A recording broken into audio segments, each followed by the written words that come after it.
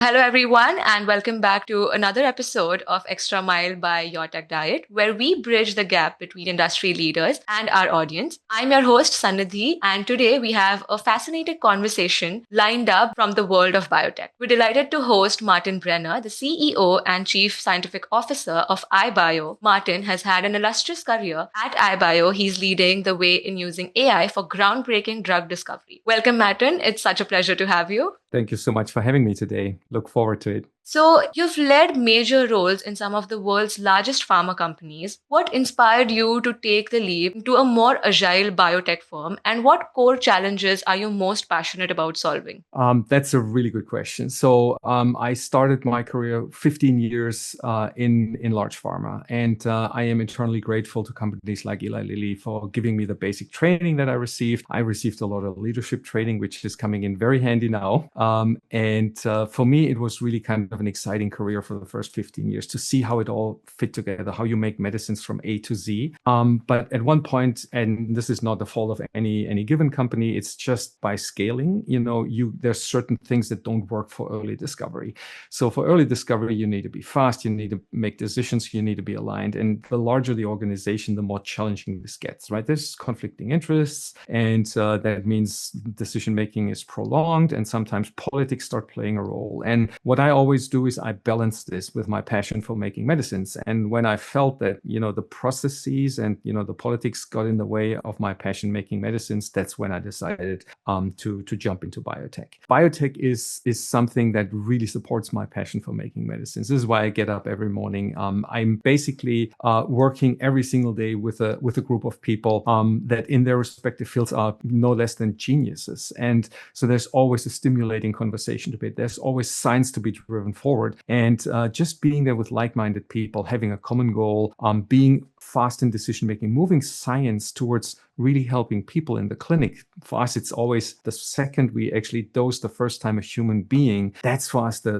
breaking even point, if you will. It's a long journey from that point still, but that is what we look forward to. And this, I think, is all provided for me in biotech.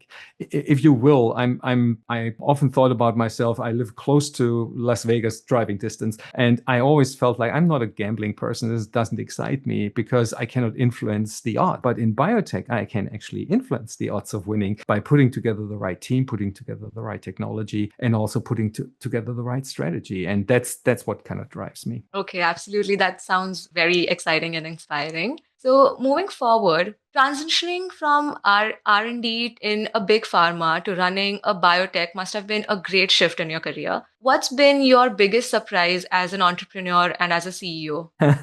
So honestly, I'm a scientist at heart. I love biology, drug discovery. I like technology. I have an engineering background from way back when, and combining all of those is my passion. But the biggest surprise in stepping in the CEO role was how much I actually like being a CEO. I can get bored very easily. That's why, biotech is a great ground for me, because you never get bored. And the CEO role requires so many different skills. It requires me to shift from understanding and communicating the science to working with my team internally. We have a huge focus on developing our team internally. So the mentoring takes place all the time. Just, interacting with our board of directors. It's very, very diverse what I have to do. So there's never a dull moment in being a biotech CEO. Granted, some of the tasks are not exactly my favorite, but no job is perfect. But I still think I have the best job in the world. Absolutely. I mean, every day must be very dynamic. Okay, Absolutely, so yeah. yes, moving forward, we hear a lot about AI powered drug discovery often. Mhm. So, could you share how your platform uses AI to discover new antibodies and how that compares to the traditional years long methods? Yeah. I think this is really important that we actually kind of create a realistic picture of AI, right? So it's a hype word. It's used by everybody, rightfully or not rightfully so. And I think it causes a lot of, misinformation. AI is a dramatically important technology that will transform drug discovery. But if I see people saying, I made an AI drug, it's kind of laughable. It's actually ridiculous, because it takes more than 10,000 steps to make a medicine. And AI, in our case, influences 3 of these steps. These are very, very critical steps. But, there's, ton of other things that need to come together. So I want to always be very careful. That's why we're not calling ourselves an AI company. What we do really well is we integrate these new AI tools with existing cutting edge biological techniques. That's our niche, if you will. So we're looking not to build these AI palaces, but what comes out at the end needs to be something that can become a medicine. So just to level set how I think about this, because if you follow those thoughts, we would call every drug we have today on the market a so-called molecular biology drug, because molecular biology in the late 70s changed how we do drug discovery pretty much as AI is doing now, but we don't call our drugs molecular biology drugs.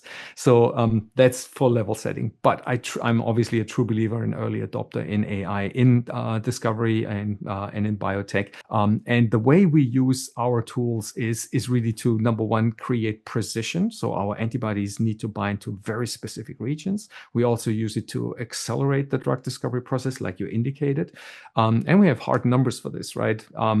And the last thing is, and this is what is often an afterthought, if you have in silico designed molecules, for example, can they actually be developed to become a drug? And it's not just safety aspects of those molecules, it's also the aspect of you have to actually manufacture those molecules. And in the space of obesity, where we're at the moment, focused on, it means that 10% of the total worldwide population are 100 million people. So how do you manufacture drug for this large group of people? So all of these things are built into our systems, and this is how the integration of AI really drives us forward. Okay, that surely sounds like a great complex process, as you're saying. Yes, you were saying? Yes, so let's get a little in the details. So we start our process with our so-called engineered epitopes or engineered antigens. So think about a drug target. It's a large protein, but only a small region actually has a biological function. If you find antibodies against the entire protein, you find antibodies against every region, and they bind to the target, but they don't do anything, right? So if you will, huge haystack and a few needles. We remove the haystack by creating small representations of the region that we want to target. So we basically build the same surface, and then there's a scaffold underneath that stabilizes that. It's high level, but that's basically how we can eliminate the haystack.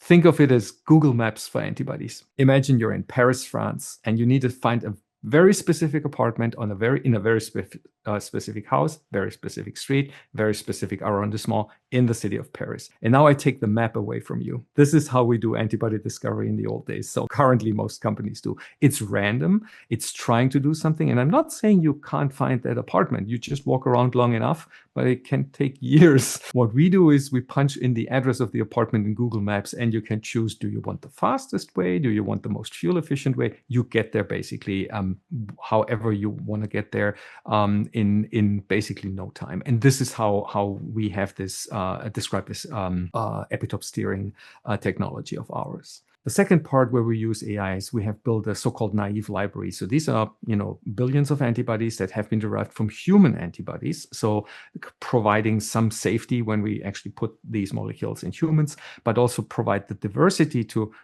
most of the time, some of those billions of molecules binds to the target that we're interested in. So that has been created with, and I want to be particular with a machine learning tool, not an AI tool, not a true AI tool. And then basically we can do the same thing by then taking our engineered epitopes, injecting them into llamas or into mice, and then having the immune system of these animals create antibodies against that target. Now, we still don't match human and or mammalian evolution, if you will. It still creates a better diversity if we do this in an animal than if we do this in silico. There's still some gaps. We're narrowing the gap, but we still use both technologies. But we use them for screening purposes. So think of our engineered epitopes as hooks on a fishing line, and we dip them into the big lake of antibodies, either in an animal or in the naive library, and then we basically pull something out that binds to this hook. Once we have this early molecule, they need to be optimized. right? So they're usually not ready to become a drug. And there's two ways of optimizing those. The first way is you create cousins of that molecule that is already working, right? And you create billions of them so that you might find among these cousins better molecules, right? They bind tighter to the target or have other characteristics. Usually what you do is a so-called phage display. You put an antibody on top of a bacterial cell, if you will. The advantage of this is you can create billions of cousins. Your diversity is high, but the downside is what is ultimately coming out is not a fully assembled antibody. And there lies the problem. Often these molecules don't actually make it to a drug. So you have to check for many of them to find one that ultimately becomes a developable drug. The other way of doing this is really kind of using a so-called mammalian display technology.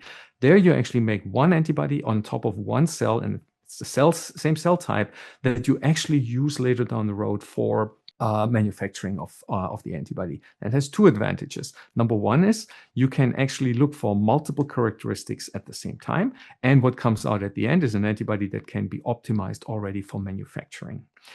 But the downside of the system is you can only cram about 1 million molecules, so orders of magnitude smaller than in a phage library. And that's where we actually integrate true AI into the process, because what we do is we take this one molecule at the beginning that works just a little. And then we not only teach our algorithm to make cousins that look similar, we also tell it, look, there's billions of cousins that have not worked, so exclude them, right? And this helped us to get to a much, much higher success rate when it comes to designing molecules that should be better, not only optimizing for what we already have, but also basically teaching the system to ignore what has not worked. And so we could increase the hit rate, which we could that allowed us to compress this massive diversity of a phage library in a much smaller library. And that combination actually was very successful. Now, speed component comes from this, right? Because the traditional approach to optimize an antibody is a sequential process that takes 8 months. We have compressed this to 3 weeks. So this is one part where we really dramatically accelerated the preclinical development. Obviously, because of the engineered epitopes, we can also accelerate the part in the front, but that's kind of dependent on the target. This optimization process, we can almost guarantee it's going to be 3 weeks, has been for many, many of the targets we have been pursuing in the past. Now, why are we so fast with this? What we do with mammalian displays is a so-called single-shot multidimensional optimization. So instead of sequentially optimizing an antibody, we optimize multiple characteristics all at the same time. So we shoot these cells through a cell sorting machine and then can basically tell all at the same time, does it bind to the target? Does it express really well so that we can manufacture it? Does it aggregate, which is a really bad sign for an antibody? Or does it bind to any other proteins in the body, which is also a really bad thing, right? And all of these parameters, up to 13, we optimize all at the same time. And that gives us this speed component, but it also gives us this developability, because every molecule that comes off this platform is then basically ready to become a drug. So we increase the probability that this molecule is highly developable in manufacturing later down the road. And that is a critical component, because every academic lab can actually make antibodies. They're actually quite good at this, but those antibodies are not necessarily drugs. And we heavily focus on, can they later be developed to become a drug? Okay, that truly sounds amazing. I mean, I understand how reduction of time in this entire complex process can make a great impact. Okay, so moving forward, let's talk about your work on obesity, which aims to prevent muscle loss. Unlike many treatments, how does your approach promote healthy weight loss while improving overall quality of life? I think that's a really, pressing question. It becomes more and more in focus. Here in the US, I think there's been more than 50 million people now on GLP-1s. And so first of all, I want to say GLP-1s have really, started a revolution in how we treat obesity. If you think about it, before GLP-1s, you had to get bariatric surgery, highly invasive procedure to see the same or similar weight loss.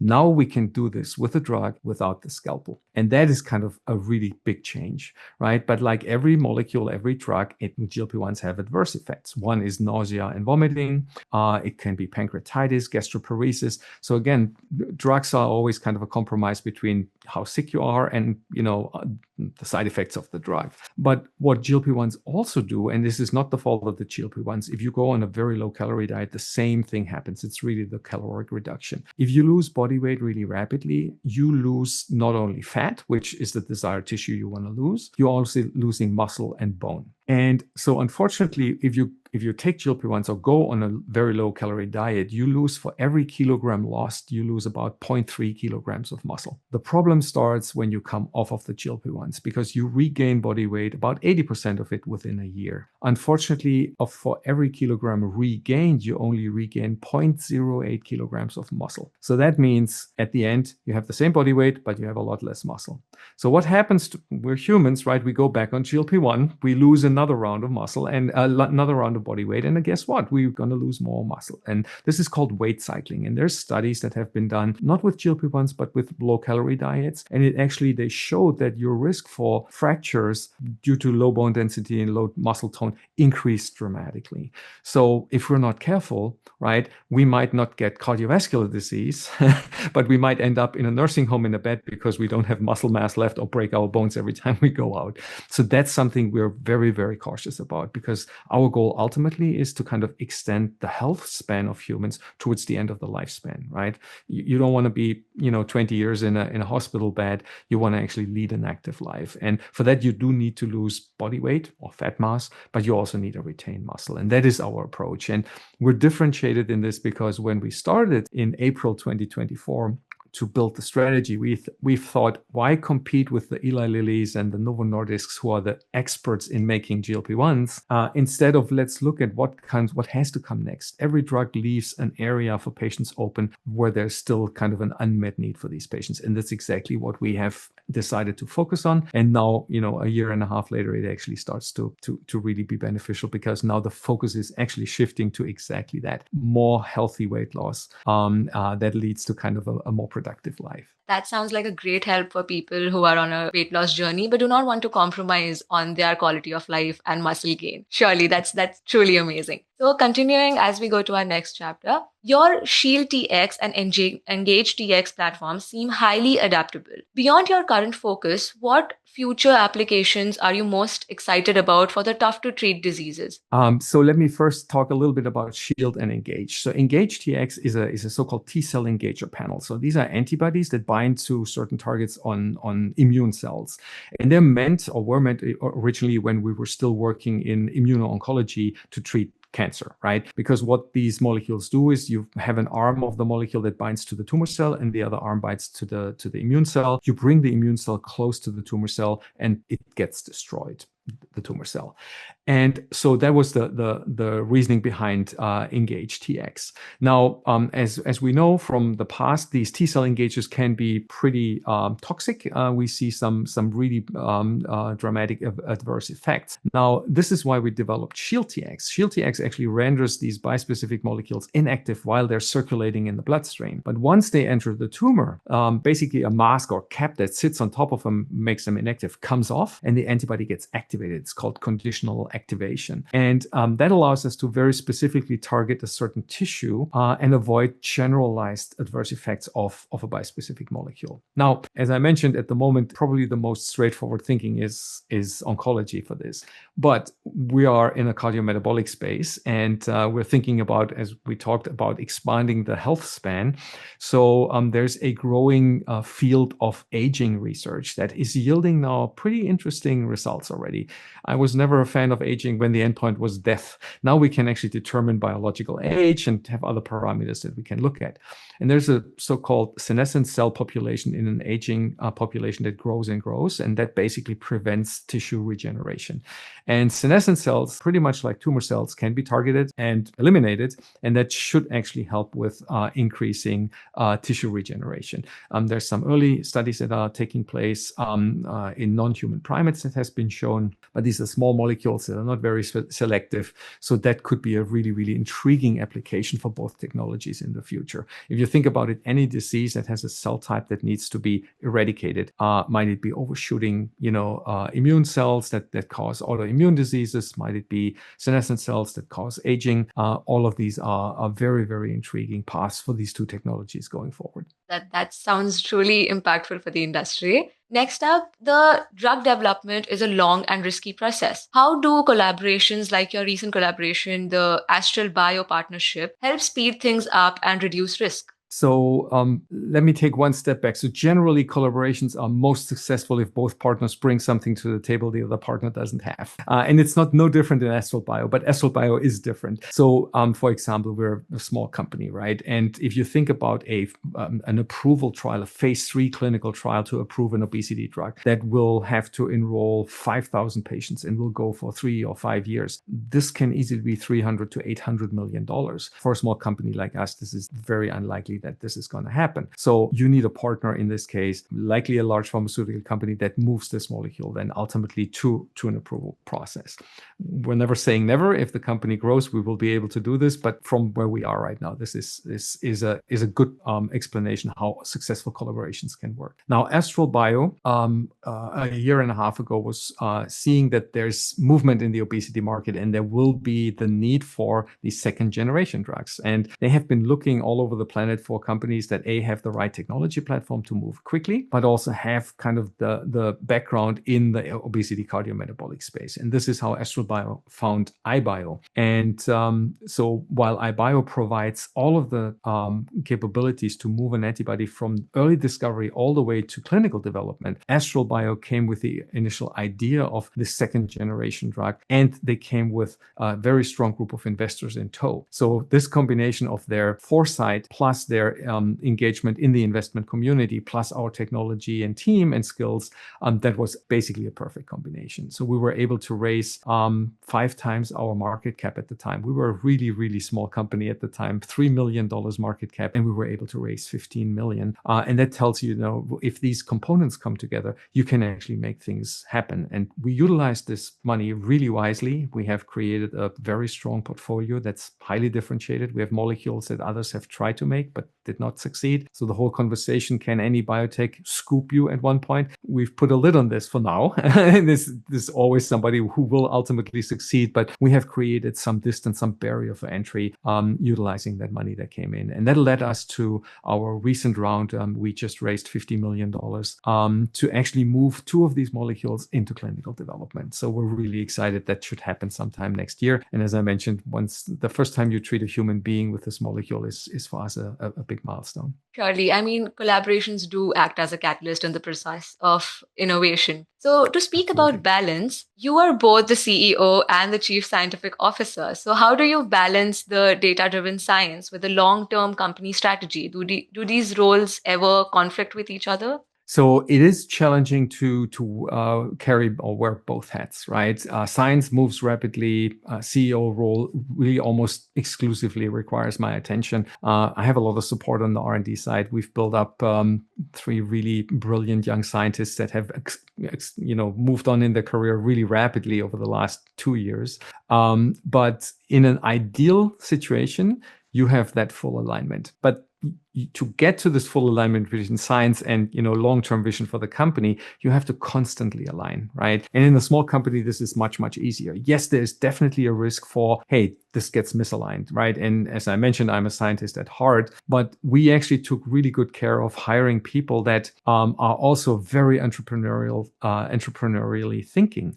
And that is kind of what makes us very, very different. It's literally, biologists want to always dive into the biology, understand everything there is to understand. What we took really good care of, we hired people that said, do I have to do this experiment? Is it adding value to what we need to do? That is step 1 of not getting into a conflict between science and, long-term vision for the company. And this goes through every level of our company all the way up to me. And we have a rule at iBio, no egos in the room. So my idea is usually the best until somebody tells me a better one. And I'm always open to listen. And this is, I think, the power of a team decision or a team coming together, sharing information information. That allows us to really fine-tune the long-term strategy with what we need to do in the lab. And this alignment that everybody's in there, it's funny because company strategies are usually not shared all the way down to, your most junior scientists, but this is kind of a religion almost for us. Our strategy needs to be understood by everybody in the company. Only then can they align what they do in the lab with our long-term vision. And yes, it's work to keep that balance. So it's not something you set once and forget about it. You have to work on that every day. But in an ideal situation, it's always aligned. In reality, sometimes it gets a little lopsided, but then we work towards kind of getting it back to where it is. Sometimes it's not fun because these are our babies, these programs. And if you lose one or if you have to give up on one, it can be painful. But this is where, we have to be adults and have to think also as if we were investing in the company. And that helps a lot. So by being able to bring these people in, we have found a really good way of kind of, checking in on ourselves if we do the right thing. Perfect. I mean, it's amazing to hear how both the roles align and complement each other together. Okay. So finally, for those inspired by your journey, what advice would you give to the aspiring scientists or the biotech entrepreneurs wanting to make a difference? So first thing, I think, find something that you're passionate about. If you're passionate about something, it's so much easier not to get deterred because I often compare biotech with the boxing fight, right? You get sucker punched basically every day. Things go bad and you have to get back up from the ground and dust yourself off and go back at it. If you're not passionate about what you do, you're not going to have a career in biotech because it will hit you. There will be bad days, but then you have great people around you that will help to lift you up again. So do not let people deter you from what you really want to do. What is important is still to listen, right? Listen to your network, listen to, what other people are telling you. You can be wrong, but you can adapt your plans. So this balance between not being deterred from your goals, but still integrating kind of the outside voice is really important. And then last but not least, don't go after small problems. If you want to, build a successful company, solve big problems. Find a big problem that you feel needs to be solved that serves humanity, and then the success will come. If your primary goal in life is to become rich, don't go in biotech. Go to a bank, run a hedge fund. That's so much easier. In biotech, financial success only follows the success of you making an impact on humanity. And I think this is something what people often don't understand. It cannot be your number one priority. If it is, you're going to be disappointed. If making people's lives better, if this is your priority, it's the best job in the world. That's wonderful. I mean, it's truly a very impactful and heartfelt advice. Thank you so much for sharing that, Martin. It was truly an inspiring conversation. Your journey, your vision for iBio, and your insights into the AI-driven biotech are truly eye-opening. It was a pleasure having you here. Thank you so much for your time. Thank you so much for having me. Really enjoyed the conversation today. And to our audience, thank you so much for joining us today. I'm your host, Sanidhi, signing off. See you in the next episode of Extra Mile by YourTechDiet with another extraordinary leader sharing their story. Stay tuned.